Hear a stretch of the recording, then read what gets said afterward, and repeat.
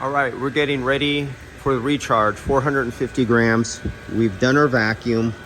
We're ready to pump into refrigerant. So let's kill the low side. It is off. The high side is open.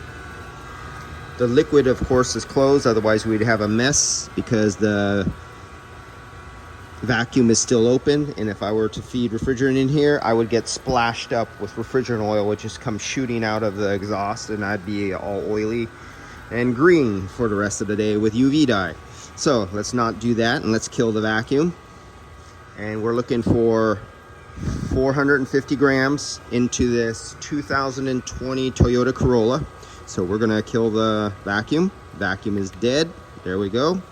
And we're gonna make sure we're zeroed. So let's zero ourselves out.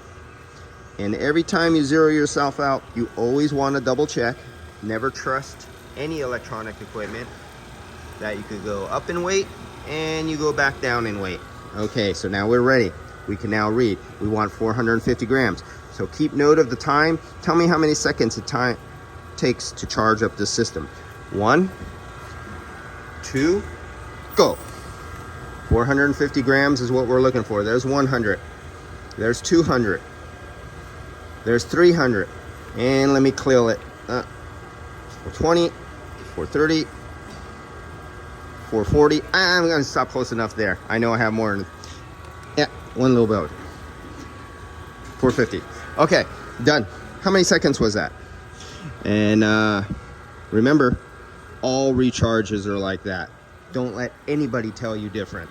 They can make up all the excuses and whine and cry. We'll play a little violin for them that why they can't do it and why it has to be done a different way. But if they do, find somebody else to work for, because your boss is the one who's holding you back from making money.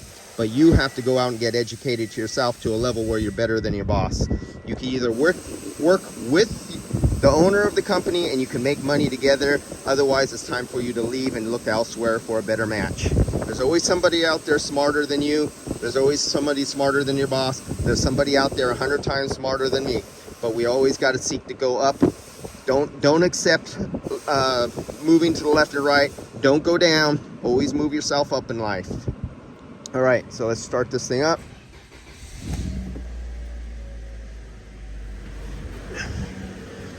But when it comes to whether you're going to specialize in transmissions, you're going to specialize in smogs, you're going to specialize in drivability, you're going to specialize in body work, you're going to specialize in the self-driving and road guidance seaters and ADAS and all that kind of stuff. Whatever you specialize, become the best.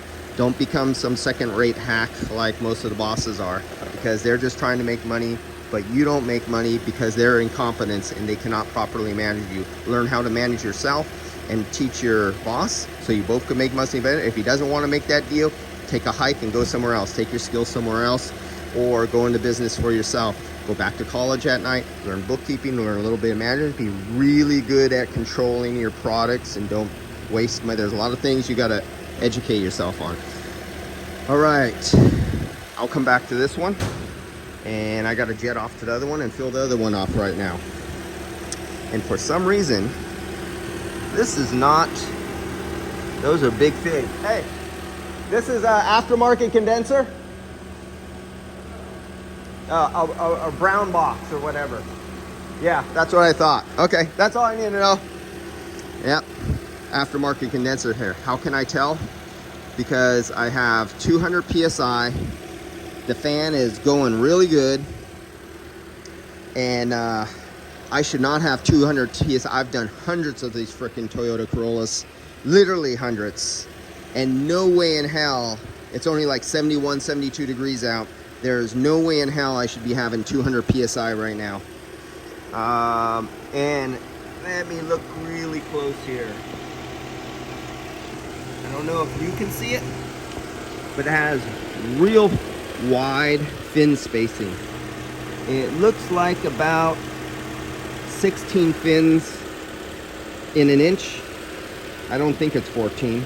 Instead of Toyota's 21 fins per inch for this vehicle. So this is a good one because we're in the 70s, so I get to see the higher price. When I'm down in the 60s and 50s when I'm recharging these and they have these condensers, I never get to see a high side.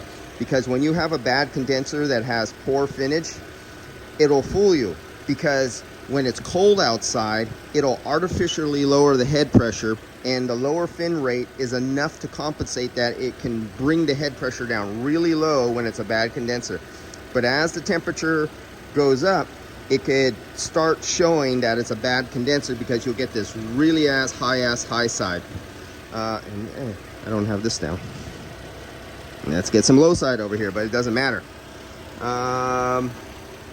Okay, that's all I need to know. All I need to know is I know I have a piece of shit on there, and that's why I have this excessively high side.